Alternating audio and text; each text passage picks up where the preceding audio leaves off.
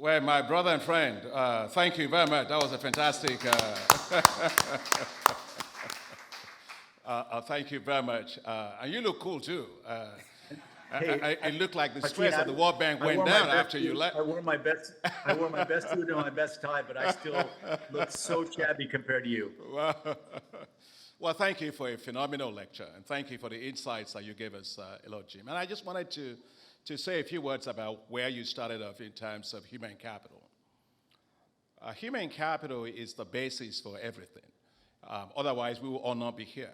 Education matters, skills matters, institutions matter, and how we finance education is a big issue. And the point that you raised about a lot of kids that came out of school or fell out of school because of COVID, it's an issue that we have to recreate. Again, get kids back into school and also make sure they have fantastic infrastructure to support learning. And when one thinks about education, one of the things that I think about is, how do we better link that education to the skills of the marketplace? We've got today 477 million young people that are between the age of 15 and 35. And in Africa today, we have a challenge in terms of a third of those are not employed. A third of those are underemployed, and a third of them are simply mad with governments. Okay, so I think that issue of, yes, we invest in education, but also we've got to invest to make sure that we reduce the skills mismatch between what the educational systems produce and what the needs of the labor markets actually have. And the second one, of course, is that we often emphasize, and perhaps way too much, just formal education in the sense of going to universities and all of that.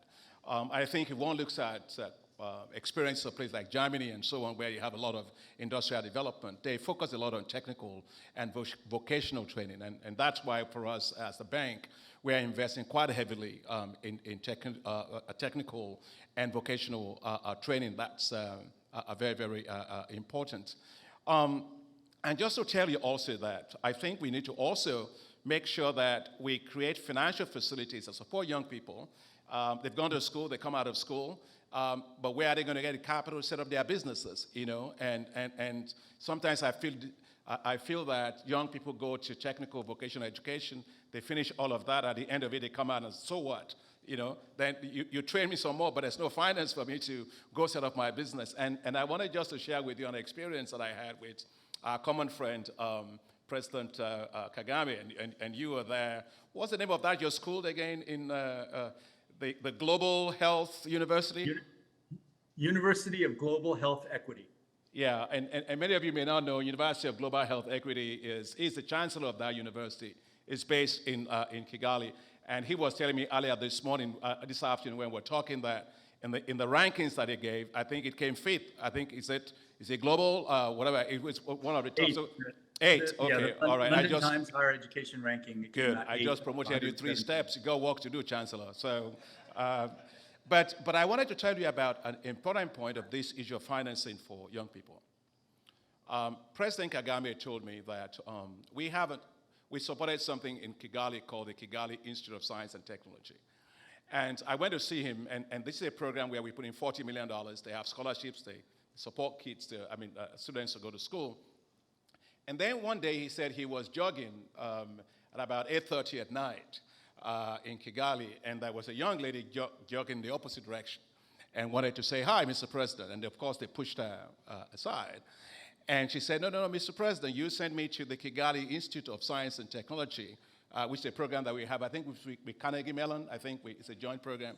Yeah, and I want to tell you what I'm doing now, what I want to plan to do. And he said, okay, bring her. And she came along, and he then asked her to come to the State House, and went to the State House, and he said he gave her a little bit of money, some small amount of money just to encourage her, and that's okay.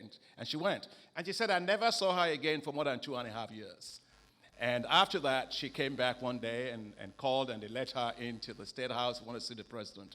He said, Mr. President, the business that you supported me to do just about 3 years ago, I just sold it. I developed it, and I sold it for $21 million. And she's 27 years old. And of course, I told President Kagame, can you please tell all African heads of state to jog at 8:30 at night and make sure that he invests in education for young people. So really your point there is really fantastic. I also want to emphasize what you said about malnutrition with a practical example. I remember when you and I and Bill Gates, you remember we were talking about investing in gray matter infrastructure, where the issue is not just about infrastructure. We can build roads, we can build rail, we can build ports, and so on. If they're bad, we can fix them. But I remember that conversation you and I had about the neurons, and I remember you pulled out some documents for me at that time to look at how neurons work, that if you actually have those things affected, you can repair them. And that's where, that came up with our issue of let's invest in gray matter infrastructure. And a practical example, Jim, I wanted to give you is, I went to Madagascar in 2017? What was it, 16, thereabout. And when I arrived, we went on a helicopter. We got to this particular village, and there was all these kids that were excited. They ran towards the chopper, and my eye just got fixated on one little kid. Seems to be a little bit more exuberant than others. And I bent down and I said, "What's your name?" And it told me his name. But what surprised me was the voice that was projected, because I thought this kid couldn't be more than 5 years old. So my name is Anthony, but the voice was so strong. I said, "How old are you?" He's an 11-year-old kid, but so stunted. So you can imagine when Dr. King was talking about the impact of what stunting does. I think for our economies, we lose anything between 5 and 11% of our GDP as a result of stunting. And I asked him, "What do you want to do when you grow up?" And he said he wants to be a doctor just like you, okay, and so on. So I said, okay, there's no way you're going to be a doctor at this particular age with this level of stunting. So I picked up my phone and I called my wife and called Grace, your friend. So I said, "Grace, I'm in front of this kid. This kid is stunted, severely stunted. And there's just no way this kid can be anything with this level of stunting that you have. You are giving the statistics about what was done in Indonesia and all of that." And I said, "Can we adopt this kid?" And of course, the line went dead. And I said, "Honey, are you there?" He said, "Yeah, I'm there. You can go ahead and adopt the kid." And so we did. Well, Anthony today, he just passed his exams, he's going to university now. He's taller than myself. I'm just trying to say that about the importance of what you raised in making sure that we get resources, not just for education, but very early, education. And one thing I also say is about girls. You and I know very well the point about early marriages and how that affects girls in school. I think so. Those are points that I just want to say. And 2 points I made before we open it up. You talked about the issue of the COVID. And Dr. Kim is so right, because I think the COVID situation, as he's very well explained it, created divergences between developed countries and developing countries. And we're still coping with that, even today. And of course, for us in Africa, Jim, we still have a tapering effect of about $435 billion a year that we need to cope with all those effects that you were talking about. Then on top of that, now we got climate change. On top of that, now we got conflict, we got inflation, we got debt, we got all those things. Like when it rains, it just pours. And so all the more reason why the global financial architecture needs to deliver a lot more financing for Africa, concessional financing, a lot to deal with issues of debt, issues of climate, issues of health, all those things that you very well mentioned in your point. And the last thing I just wanted to say is the issue of getting private sector in. You're spot on, because, as I said in my opening remarks, Africa has about, let's say, $2 trillion of assets under management. Globally, we still have about close to $145 trillion of those assets under management. But when we say we want to attract that, I think a number of things, you're clearly right, needs to be done right. First is, where are the projects? Which projects are we going to be financing? So a lot needs to be done in developing bankable projects. And you work in infrastructure firms, so that's important. Second is the risk. And I always feel that risk, in most cases, sometimes it's like people stand out there and they make perceptions of risk elsewhere that they don't understand, right? And you cannot really assess things unless you actually have an understanding of that market. And I remember when I was learning how to swim, they told me that the end of the pool was the most risky part and that I was going to sink. I was so scared. But when I went to the deep end of the pool, Jim, I found out it was the easiest part of the pool was the deep end of the pool. So if you know your neighborhood, I don't think you'll be so scared of risk. And I think talking of data, we did something, I think it was Moody's Analytics that we asked to look at the risk of default on infrastructure financing globally. And Africa has the lowest level of default globally, right? So I'm making that because I think there's a difference between the real risks. There's also the difference between the passive risk. I think the passive risk for Africa is high. And as a result, Africa pays today about 700 basis points higher in terms of what you call the Africa premium, in terms of being able to generate more financing. But anyway, thank you very much, my friend, for those very stimulating points that you raised. And I think that your point on multilateral development bank, yes, we have to work better as a system. We have to make sure we deploy our capital better. We need more capital, but I would say we need more also callable capital, but paid-in capital, because you need risk capital to be able to leverage a lot of the private capital that you were talking about. So thank you very much, Dr. Jim. Thank you. Thank you, Mr. President, for that. The next question is for Dr. Kim, but I've got to say, earlier on we heard how Dr. Kim, as the president of the World Bank Group, flew to Busan in Korea to join the African Development Bank Group's annual meetings. And at that time, this is what Dr. Kim said.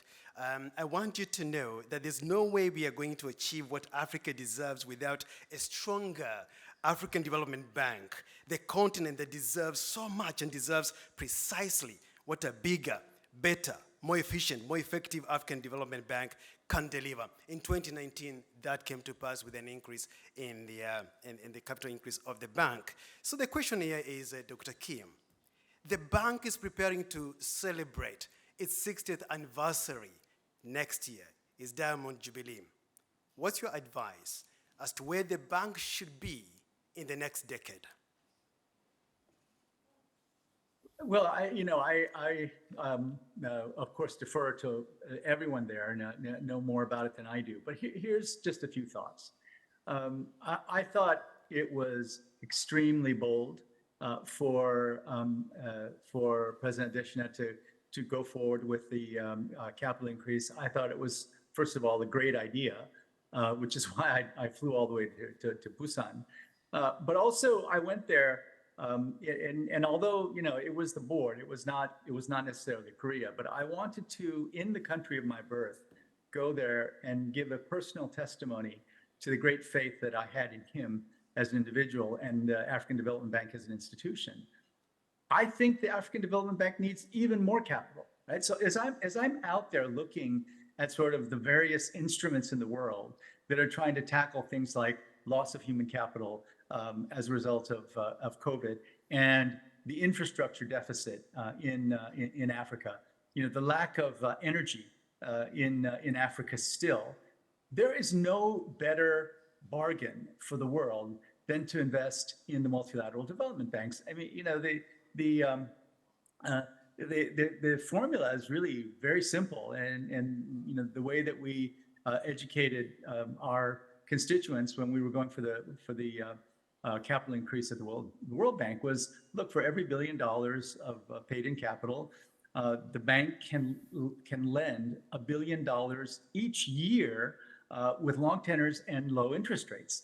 This is the best bargain that you can possibly have, and I think it's really critical for multilateral development banks to not be shy about teaching the world that of all the things you can put your money into, putting $1 billion into an MDB will let you multiply the impact of that $1 billion over and over and over again. So I think, first of all, just be even bolder than before, right?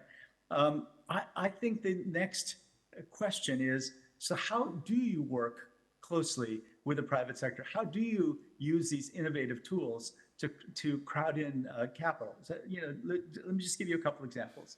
So we started working on things like project preparation facilities, right? And the project preparation facilities, people say, well, you need bankable projects, so let's create a project preparation facility that's a group of people that work at the multilateral development banks. But the thing is, the kind of project preparation that's done by people who are not professional investors who are doing this all the time is not the same as what we do inside Global Infrastructure Partners. I have to tell you, among the most what's the right word? Among the most intense, the most intellectually challenging, the most stimulating meetings I go to are our investment committee meetings. The kinds of questions that are asked are so incredibly difficult. I mean, we usually start off with a question.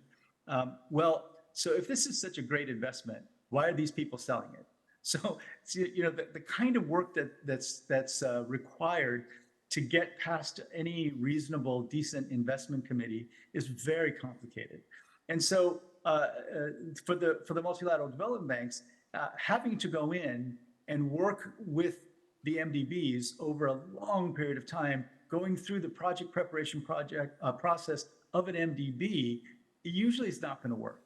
On the other hand, if there are sort of, what's the right word, sort of easily digestible tools, like, for example, first loss facilities or credit enhancement or other things that don't slow the whole process down, then I think multilateral development banks can play a hugely important role.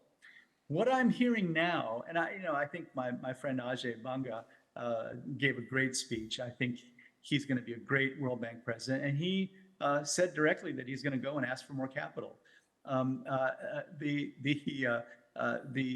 most important constituents, I think, said, great, we're agreeing with this, we agree with the vision, but just no more capital. I just don't think that is going to work. So more capital, figure out ways of working with the private sector that are so user-friendly that the dream that we've always had, that private sector capital will come rushing in because the World Bank and the African Development Bank and the Asian Infrastructure Bank, all these different banks just make it almost irresistible to invest in emerging markets. That is not happening yet, right? Let's try to find projects where we actually do that. I've been obsessed with the possibility of building the Grand Inga Dam forever, just because there's a possibility that we could double the access to electricity in the continent. And of course there are environmental concerns, but over 90% of all potential hydroelectric power plants in the United States are already built and already functioning, and in Africa it's around 1%.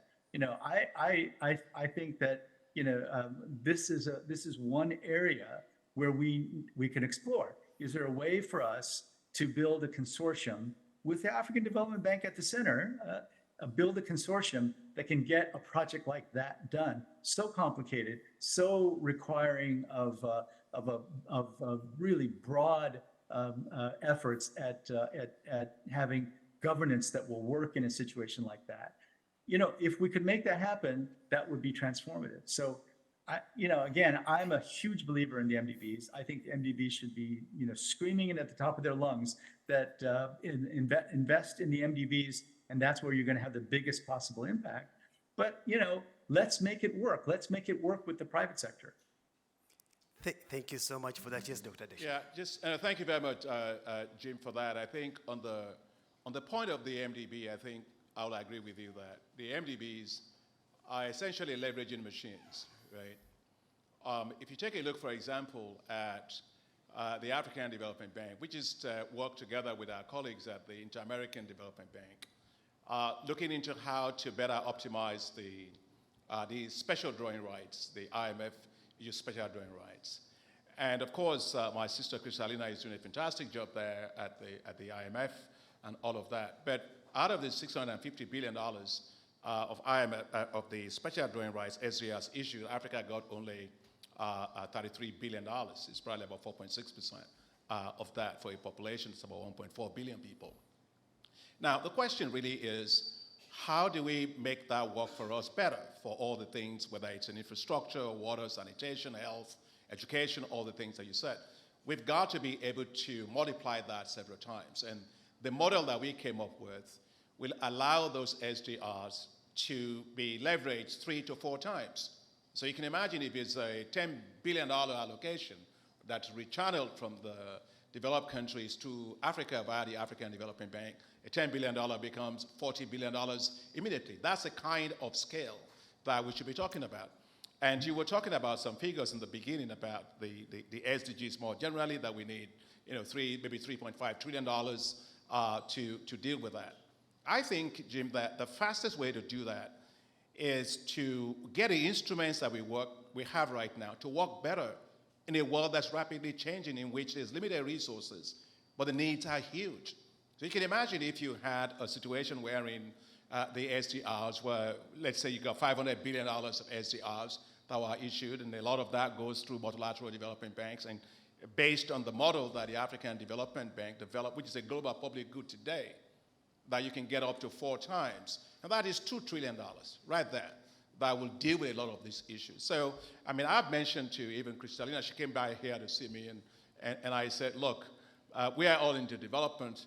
Macroeconomic stability is important, fiscal stability is important, all the development issues are important. But even how we change these instruments to work better, if we do it that way, perhaps we could even change the name, adjust the name, and call it supporting development revitalization. That's an SDR also. It works at scale. So that's one part. The other thing I want to say also is what you said about the issue of project preparation. There's not enough resources being put into project preparation. And I really, we have from the bank a facility here that's called the NEPAD Infrastructure Preparation Facility. That preparation facility, we used it, Jim, and our leverage on it, I think, was about 23 or 26, 27, okay, I thought it was 23, but 27x times in terms of the amount of downstream investment we are able to leverage from it. So we should be putting a lot more money into that. And that's why the African Development Bank is struggling, supporting the Africa 50, which I chair the board of it, and doing a fantastic job. They have a project preparation facility. Now, we're talking about INGA and we're talking about green infrastructure. Yes, we've just launched something, we designed something that we're going to launch. Actually, we're discussing it with our board. It's called the Alliance for Green Infrastructure. And that alliance, Jim, will be able to actually interface with the global infrastructure partners a lot, because it's about green infrastructure. So whether you're greening a transport system, or you are improving efficiency of electric efficiency in buildings, or you are doing renewable energy, which is what you, as you mentioned, or in green metals to be able to do electric vehicles and all of that. Now, the good part of it is that this is all, Jim, going to be all private sector. And so $100 million of that, $100 million, will be on project preparation, right? The other one will be on project development for about $400 million. So that's $500 million for project preparation and project development. But then we will use that to leverage $10 billion of private money to go into infrastructure. Whether it's ports, whether it's rail, whether it's digital, or whether it's hydro that you mentioned. So just one thing to just keep in mind on that. But just to end, I'll say that we need to work better as multilateral development banks with ourselves. When you were president of the bank, we did what I think was a real fantastic initiative, which is this MDB Exposure Exchange, in which we had risk concentration in Africa, and therefore we were able to swap some of our risk in our portfolio with the World Bank, and we also did with the Inter-American Development Bank. You know what that did for us? That allowed us to free up $10 billion right there of headroom for the African Development Bank. So we should be doing more like that. That's how we optimize the system. And you said it in your opening remarks, and thanks for mentioning that the UK, Andrew Mitchell, the minister, you and I know him very well, he's a good friend, he's a fantastic guy. We were able to do a $2 billion synthetic securitization, where we essentially took risk on our sovereign portfolio and transferred it to the private sector. And that freed up $2 billion again for us to be able to invest in climate resilient infrastructure.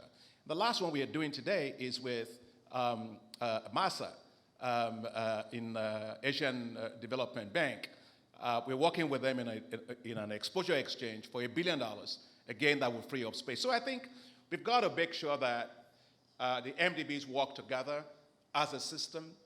When you were president of the World Bank, I remember we had a meeting with what's our friend in Singapore, Thurman, Thurman, who is now the president of Singapore, about how we have to make sure that there is a effective synchronization between the system, from the macroeconomic stabilization, fiscal stabilization, up to the MDBs, multilateral development banks that are working on more sectoral issues. So support IMF, support World Bank as they deal with the global issues, but also significantly support the regional development banks. And thank you for what you said about the African Development Bank needing to be a lot of resources. In fact, our common friend, Professor Jeffrey Sachs, said recently that the African Development Bank should be lending, what did he say, $100 billion a year. And so I think what you said is really very much appreciated. So thank you very much, Jim. Thank you for that, Mr. President, and also Dr. Kim. I promise that I'll come here for some questions, but I want us to restrict that to just one question. So if you've got your question ready, the microphone is right there. But as we come to you with a question, we've got Susan Lado online monitoring the proceedings very well. But I think, Susan, your question has already been answered in terms of the framework of special drawing rights and what needs to be done to support Africa. Dr. Adesina has dealt with that one emphatically. Are there questions here, please, or comments? Let's make it quick.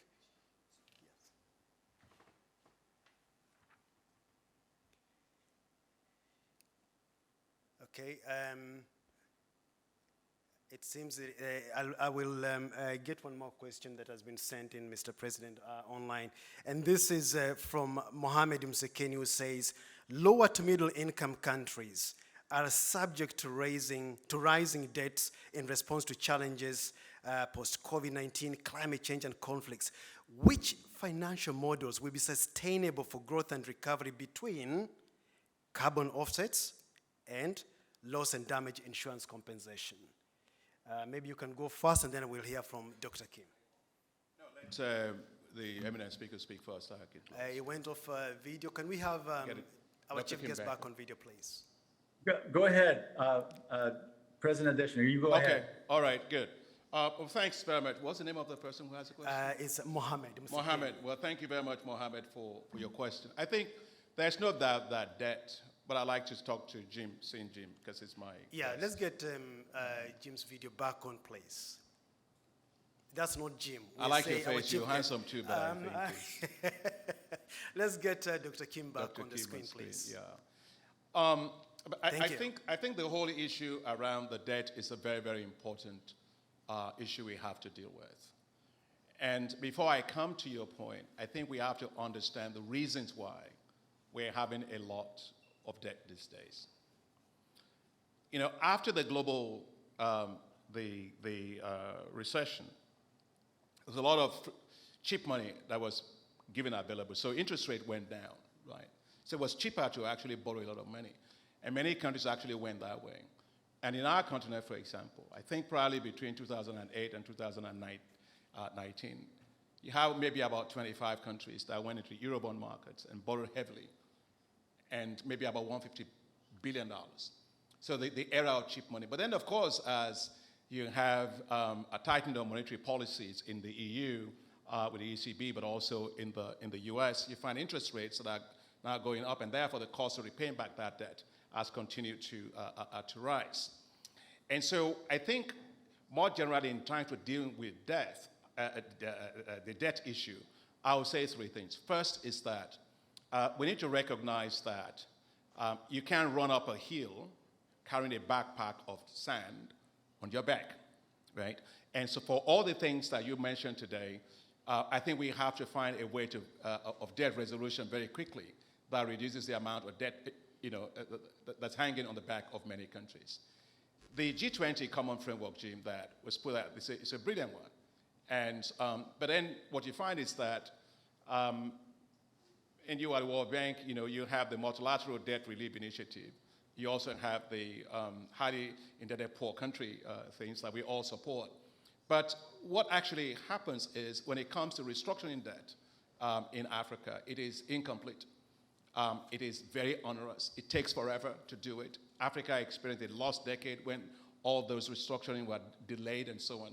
So I think we need to find a system that is much faster in trying to do debt restructuring and debt resolution. I applaud all the efforts that have gone into the G20 Common Framework. We have, I think, Zambia that was done. We also have Chad, I think we have, but we still have Ethiopia and Ghana coming up on board and so on. So I think we support that, I strongly support that, but I think it needs to work much faster, much better. The other part of it, which I think is very critical, is that we need to make sure that a lot of the reasons why this debt is being accumulated in Africa is because of infrastructure. And countries are borrowing heavily for infrastructure. The question is, why must government alone be doing infrastructure, right? Infrastructure should be done also by the private sector. That will reduce the amount of debt burden that countries have to. So there's a policy issue there about how we make sure we open up the space for private sector in energy, in transport, in digital infrastructure, and all of that. I think that's a very critical thing for the issue of the debt. But finally is we've got to also mobilize a lot more domestic resources. One of the areas that's very difficult for us on infrastructure, and of course you are the global infrastructure partners, is how do we come up with instruments that can scale in terms of local currency financing for infrastructure? Because you have a mismatch in terms of a lot of infrastructure, maybe it's energy, in which you're generating a lot of revenue, but you're generating that revenue in local currency that continue to depreciate. And of course, as the exchange rate weakens, then the amount of money you have to pay back in debt continues to go up. So I think that's a big agenda for all of us to figure out how to get local currency markets to work, local capital markets to work, and also how to see how we can hedge and swap a lot of that to be able to work for us at scale. But on the issue that was raised by saying on the carbon offset and I think he was talking about loss and damage. Well, my view is that carbon offset is like putting bandage on a bad sore. Okay. You need a bandage, there's no doubt about it, but you need to make sure that you're dealing with the sore itself. I take, for example, if somebody you have cap and trade, right? And somebody is emitting globally a lot of carbon and then goes to another part of the world that's not actually emitting and then buys an offset, okay? Well, that doesn't stop the fact that that person continues to emit globally. So that's one part of it, right? It's almost like greenwashing of your conscience in terms of global emissions, okay? And second is it is the person that is emitting who actually dictates the price they pay for the carbon. And so you got in Africa today, you probably get about $7 a ton for carbon. But if it's in Europe, you probably can, some places it can be as high as $200 per carbon, for carbon. So there's that issue that we have to deal with. The third is, I noticed there's quite a lot of things going on today where countries are giving up their land to several other countries to do carbon offsets. Yes, but let's think about it. You shouldn't be sitting your countries out, part of your countries out for carbon offsets, because you actually need the same land to be able to be properly valued in terms of your carbon, to be able to measure your green wealth. And Jim, when we were at the Africa Climate Summit, I said, Africa is natural resource rich. Forests, take a look at the Congo Basin. It is bigger and vast in terms of carbon sequestration than all of the Amazon taken together. Most people don't even know that. But Africa gets absolutely nothing for that. And so we have to change to how we measure the wealth of Africa. In my view, the worst thing to happen to us globally in terms of climate, all the things we're dealing with, is how we measure wealth. We measure it wrongly. Gross domestic product is the wrongest measure of wealth in a place where you're dealing with externalities of biodiversity loss, forest loss, and also carbon emissions and all of those things. Because you are rewarding the wrong thing. Okay, I can be wealthy at the cost of the environment, but I don't internalize all of those externalities. And so what I'm pushing for, and what I asked with the African heads that said I agree for, is why not remeasure Africa's gross domestic product based on the natural capital that Africa has? If I took all the carbon sinks that Africa has, and you actually have a shadow price of carbon on that, and you measure it, guess what happens? The re-indexed gross domestic product of Africa goes up for those countries that have a lot of carbon sinks and all of that, which is a global public good. Then the debt to GDP re-index goes down. So places like Gabon, places like Cameroon, places like Congo, all of those countries that are now listed as high-risk countries, but in fact they are nature-rich but cash poor, will suddenly have a lot more resources to be able to invest more green into their economy. So I think we need to start thinking and rethinking about how we measure Africa's wealth. We must measure Africa's wealth with green wealth. And that is the only way, as far as I'm concerned, that all these things that we say we are moving from billions to trillions will happen. Because we turn African economies green, but we measure the value of African economies properly. And then local carbon markets will develop, regional carbon markets will develop, and everything will be able to work very, very well. I know that I have discussion with my colleagues at the bank. People talk to me about the case of the debt for nature swap. As you know, they have one, I think it was in Ecuador or something like that, a big one. Fine, yes. But if that nature is important, why is that nature not part of my wealth? Why is it that it's just dealt with that way? And so there's a fundamental need to relook at how we measure wealth. And so all I'm saying to you is loss and damage, yes. When people talk about loss and damage, I don't think people can do that, but as far as I'm concerned, the trillions that Africa needs, today, we get only 0.3% of all the global green bonds, $653 billion in Africa. Why? Because we are not investing, we are not directing the economies green. And I think by basing it based on green wealth, rebasing the GDP, and creating those internal incentives will allow us to go there. That's where the trillions, in my view, are going to really come for Africa. So, but there are other things that are inframarginal. I don't think inframarginal things, as interesting as it may be, they are not big issues for me. I think the issues for Africa is we've got to be structural, we've got to be systemic, we've got to be able to scale, and we have to make sure that whatever we do is also sustainable. Thank you for that, Dr. Adesina. And I know, Dr. Kim, you are listening to that carefully. Maybe you want to build on some of the points that Dr. Adesina has just made. Yeah, a couple of just quick points. So first of all, this idea of natural capital accounting, it was an idea that we took very seriously when I was at the bank. And, I frankly, unfortunately, I just don't think it's advancing quickly enough. And I completely agree with what President Adesina said about, let's get serious about it. Let's really, we have the tools to do natural capital accounting. This is something that now has been developed a lot, but what are the direct implications of that for African countries? There should be many, and I started advocating for much larger sums of money going into Africa in the late 1990s, and it was around HIV. And I just want to remind people how crazy we were at the time in thinking that it would have been okay to deny treatment for HIV for people in Africa. I mean, frankly, when we started the 3x5 movement, literally 99.999% of the infectious disease doctors in the Western world said it's impossible to treat HIV in Africa. And, luckily, Secretary General Annan, really spurred on by Jeffrey Sachs, started the Global Fund. But the real change happened with President Bush when he started the President's Emergency Plan for AIDS Relief. And that was so unexpected. And at first we thought it was so out of character. But having gotten to know him and his father, it was almost a religious experience for him. I mean, he thought, I cannot turn my back on 25 million people living with HIV.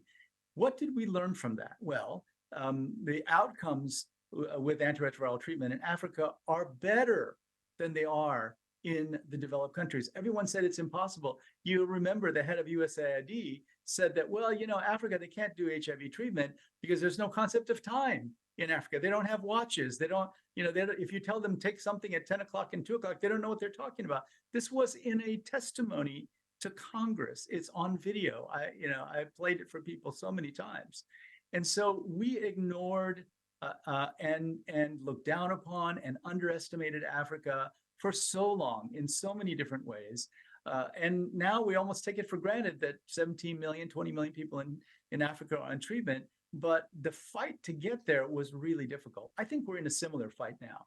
I think we're in a similar fight to ensure that Africa has the resources it needs. And, think about what would have happened if we would have made the incredibly stupid and morally repugnant mistake of not treating HIV in Africa.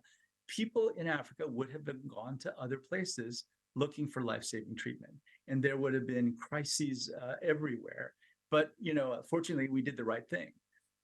So, getting really practical, let's look at the Grand Inga Dam. The problem with Grand Inga has been that the only assurance of a power purchase agreement was to build long transmission lines to Nigeria, to South Africa. And that made it impossible because, they would just, if you said, well, okay, we're going to build this dam, it's going to, the first phase of it's going to be 20 gigawatts. And the power purchase agreements are going to come from South Africa and Nigeria and other places. There's no way that you would have gotten the kind of debt financing on the global markets, because those are not credible power purchase agreements.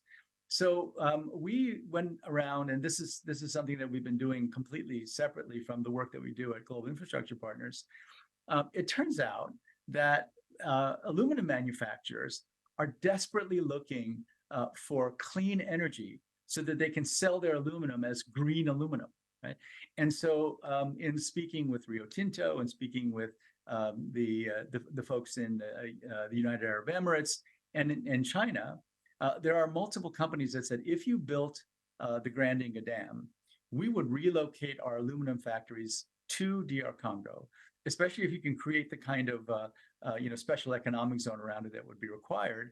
And we will give you long-term power purchase agreements that you can rely on, and more importantly, you can take to the global capital markets to raise your debt financing, right? So this is new. I mean, this is a new idea. And this is precisely what it would take, I think, to get something like that off the ground. So, the first phase, 20 gigawatts, maybe half of it you would sell to the aluminum manufacturers, and they would be willing to commit to long-term power purchase agreements if you could give them clean energy. And the cost that we're talking about is 2.5 to 3 cents per kilowatt hour if you're right there, in the Congo, getting it as it's being produced. So let's try to make something like that work, right? Bring in the private sector to do things, that might have been unexpected. Provide the kind of long-term power purchase agreements that would give the assurance that you can go to capital markets and raise, the 20 to $25 billion that you need. And then think about how many coal-fired power plants would you take offline if you could make that work. The number is staggering.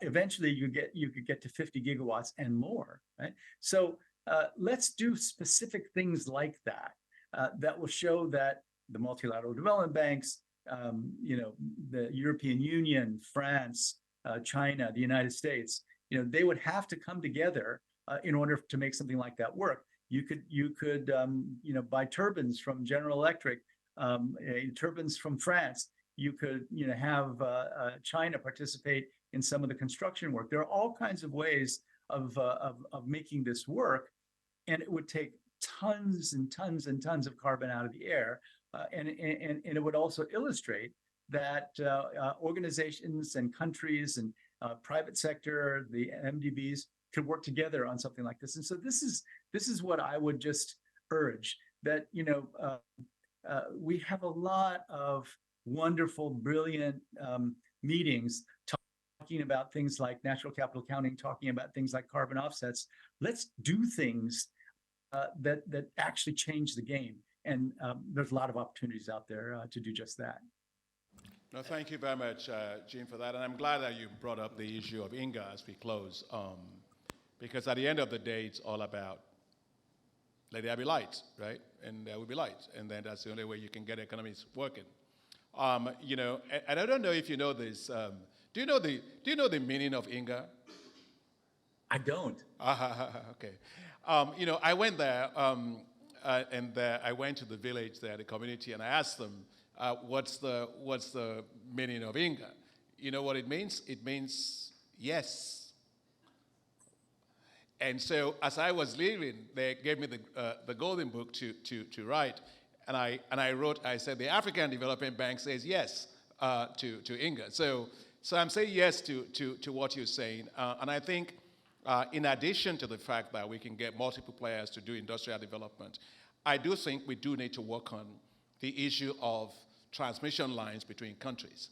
One of the things that we are doing today with Africa 50 and the African Development Bank is in Kenya, we're doing the first PPP power transmission line, all done by private sector, right? And I think that if we, for example, look at South Africa and all the other countries throughout which all this power out of the Inga will go, as long as those countries, Jim, agree to have cost-reflective tariffs and all of those things and improve their utilities, we can literally bundle all of those things and issue bonds, power transmission bonds, to finance those transmission lines from private sector across those countries.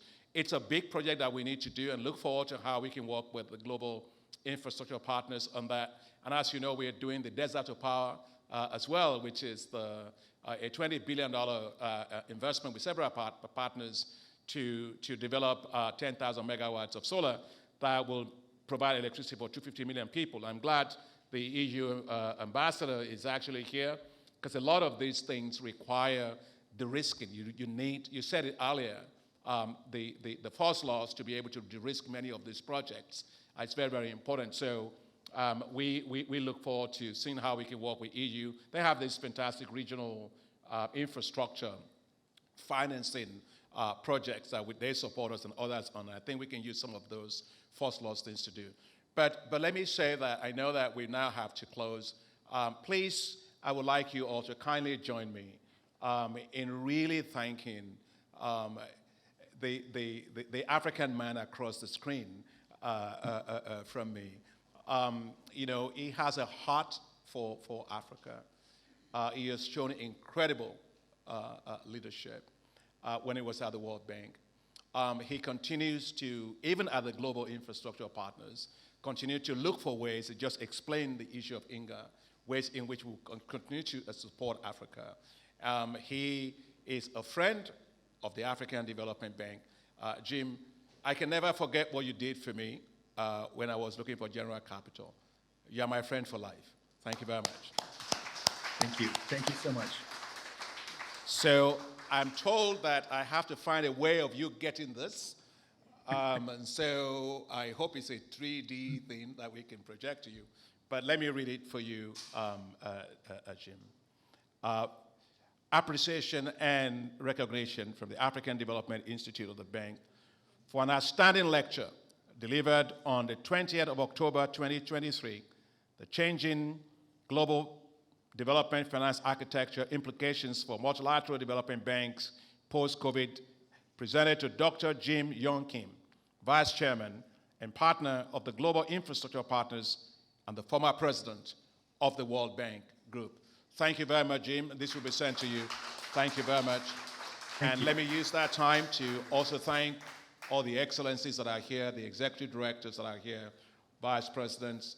Let me please kindly thank Vice President Rama and his team for putting together a fantastic session here.